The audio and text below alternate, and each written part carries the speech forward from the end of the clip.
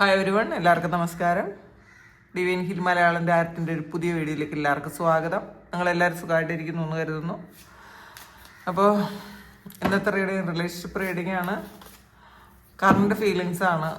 നിങ്ങളുടെ മനസ്സിലുള്ള വ്യക്തി ഈ ഒരു നിമിഷം എന്താണ് നിങ്ങളെക്കുറിച്ച് ചിന്തിക്കുന്നതെന്നാണ് നമ്മൾ നോക്കാൻ പോണത്. നോക്കാം ഈ സമയം, ഈ ഒരു നിമിഷം അവരെന്താണ് നിങ്ങളെക്കുറിച്ച് ചിന്തിക്കുന്നത്. 9 of Pentacles,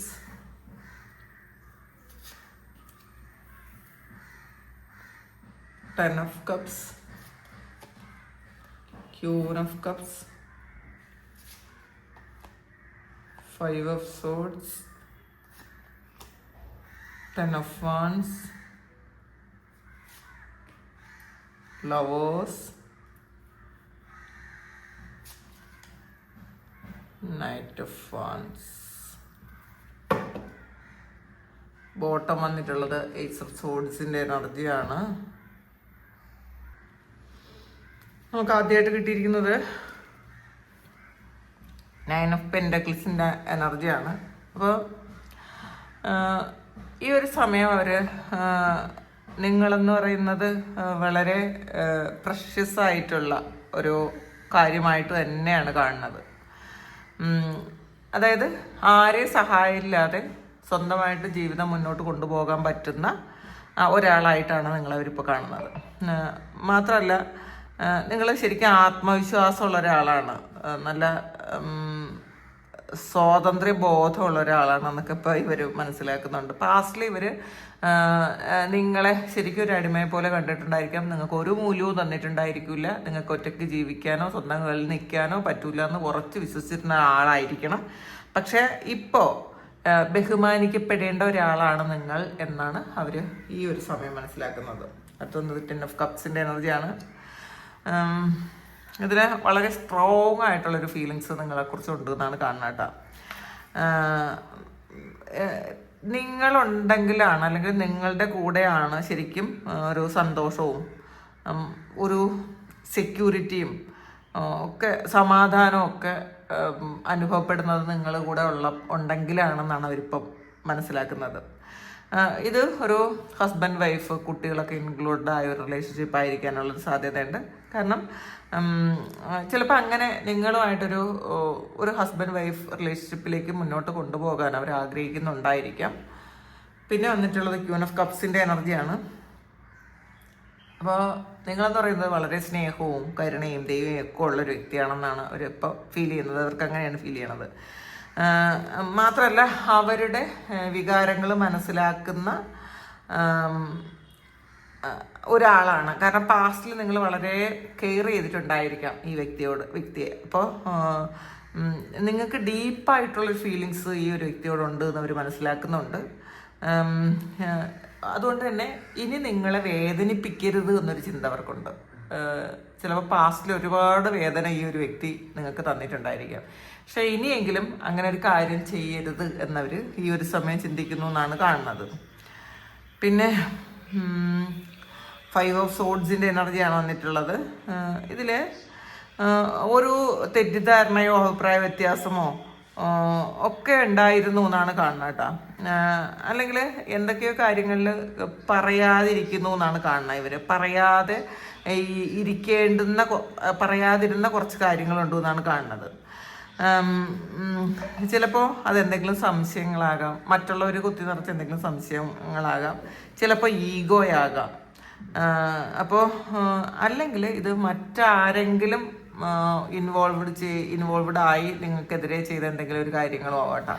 ഒരു ചീറ്റിംഗ് എനർജിയാണത്. മറ്റാരെങ്കിലും നിങ്ങളെക്കുറിച്ച് വളരെ മോശമായിട്ട് പറഞ്ഞ് അപ്പോൾ അങ്ങനെ നിങ്ങളെ മോശപ്പെടുത്തി വെച്ചിട്ടുള്ള ആ ചില വാക്കുകൾ അല്ലെങ്കിൽ ചില സംഭവങ്ങൾ ഇപ്പോഴും അതും സൂക്ഷിക്കുന്നുണ്ട് എന്നുള്ളതാണ് കാണുന്നത്.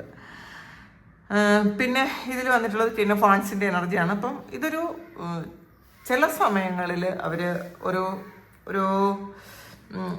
ഒരു ഭാരം അവരുടെ ഉള്ളിലുണ്ട് എന്നുള്ളതാണ് ഈ റിലേഷൻഷിപ്പിനെ കുറിച്ച് ചിന്തിക്കുമ്പോൾ ശരിക്കും ഒരു ഭാരപ്പെടുന്ന പോലത്തെ ഒരു എനർജിയാണ് കാണുന്നത്.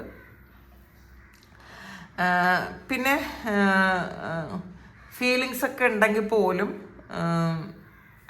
ഇവർക്ക് ഒരുപാട് ഉത്തരവാദിത്വങ്ങൾ ഉള്ളത് കൊണ്ട് അല്ലെങ്കിൽ കുറേ സമ്മർദ്ദങ്ങൾ ഉണ്ടായിരിക്കാം പുറത്തുനിന്ന്. അതുകൊണ്ട് തന്നെ നിങ്ങളോട് അവരുടെ ഫീലിങ്സ് പൂർണ്ണമായിട്ടും പ്രകടിപ്പിക്കാൻ അവർക്ക് പറ്റുന്നില്ല എന്നാണ് കാണുന്നത് കേട്ടോ.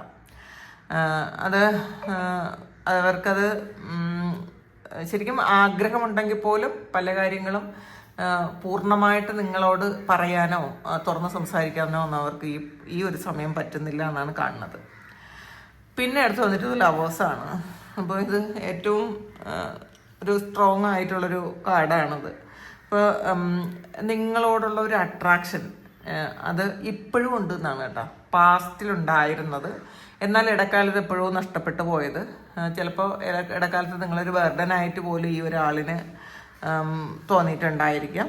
അപ്പോൾ അത് ഈ ഒരു സമയം വീണ്ടും മനസ്സിലുണ്ടാകുന്നു എന്നുള്ളതാണ് ശരിക്കും ഒരു ഹൃദയത്തിൽ നിന്നുള്ളൊരു സ്നേഹം, അതായത് ഒരു സോൾ കണക്ഷൻ എന്നൊക്കെ പറയാം. അതൊക്കെ ഈ ഒരു സമയം ഉണ്ടാകുന്നു എന്നാണ് കാണുന്നത്.